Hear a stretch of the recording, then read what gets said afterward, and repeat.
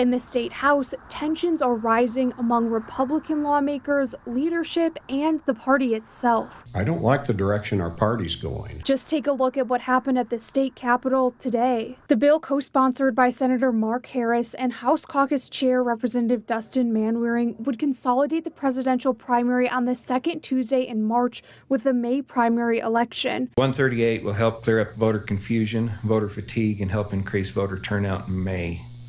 Presidential elections usually generate more voter turnout, voter excitement.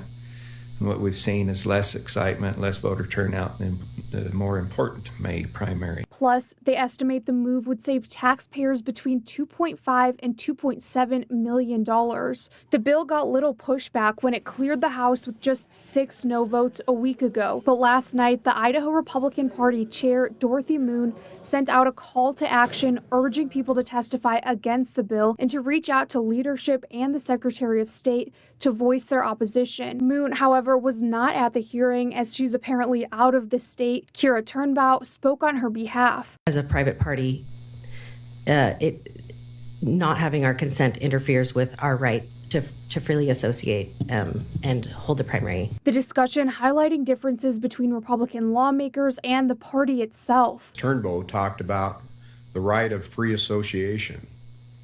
And what I see our party doing is trying to eliminate the right of free association so that someone like myself that people in this building have labeled as the devil's advocate, the devil incarnate,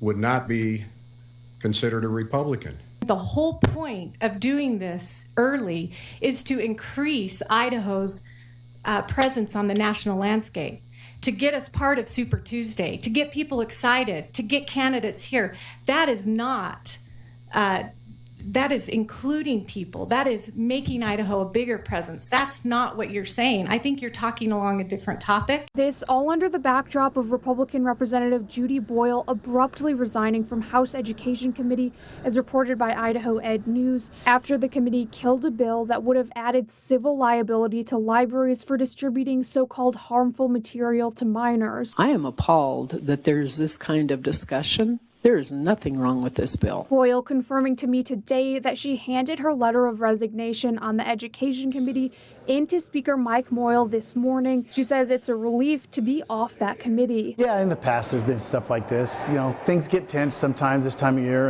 and you know, feelings flare. The next day, with Boyle off the committee, it voted narrowly against printing a piece of ESA legislation from Representative Lance Klau. 2 other ESA proposals originally on the agenda were pulled. 2 members voiced their hesitation to print Klau's proposal because they worried it wouldn't come back to their committee for a hearing, but would end up in a different committee. Even though I think we probably should print it, and then I could have a chance to vote no on the hearing. But to be honest with you, the intrigue that happened this morning, I don't think we're going to get it back, folks, if we vote yes. If we see those other bills in other committees, that is an extreme affront to me and for the work that we're doing on this committee. So was their concern valid? Representative Klau's RS dealt with education statutes.